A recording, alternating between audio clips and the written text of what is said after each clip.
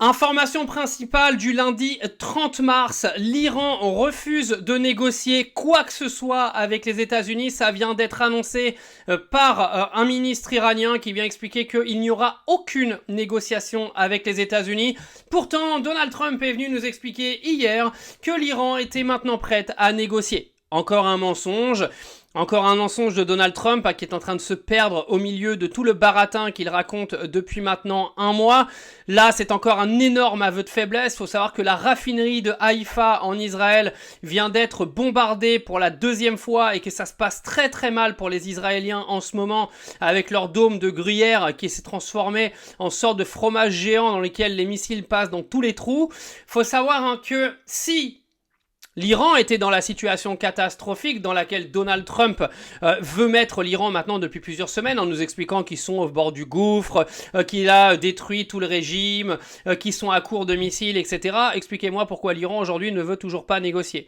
L'Iran est en position de force, Donald Trump essaie de se sauver la tête en venant raconter tout et n'importe quoi toute la journée, en se ramenant en train de danser dans ses conférences de presse. Lui il s'en tape pendant que ses soldats sont en train de se faire défoncer, lui il est en train de jouer au golf. Ou il est peut-être encore avec son pote Epstein qui est peut-être encore vivant en train de se faire des enfants, on sait jamais.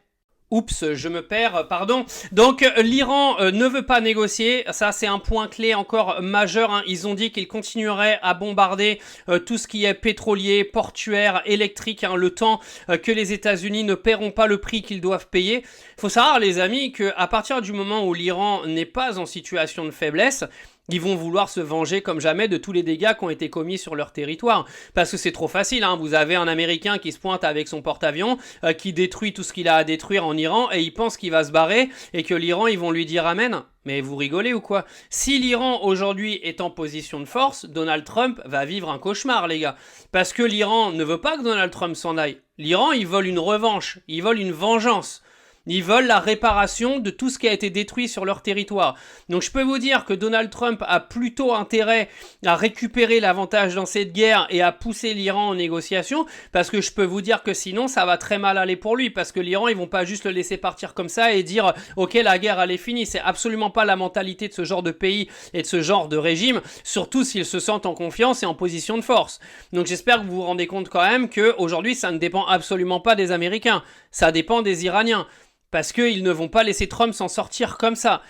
Donc, pourquoi on en arrive là? Tout simplement parce que je pense, et vous me direz ce que vous en pensez en commentaire, que la Chine est clairement en train d'aider l'Iran comme jamais aujourd'hui, que la Russie est en train de fournir ce qu'il doit fournir à l'Iran. L'Iran n'est pas tout seul, même si la Russie et la Chine n'ont pas avoué leur implication directe dans cette guerre. Je suis pas très sûr que l'Iran la fasse tout seul depuis le départ, et c'est bien pour ça que Donald Trump est bien dans la merde.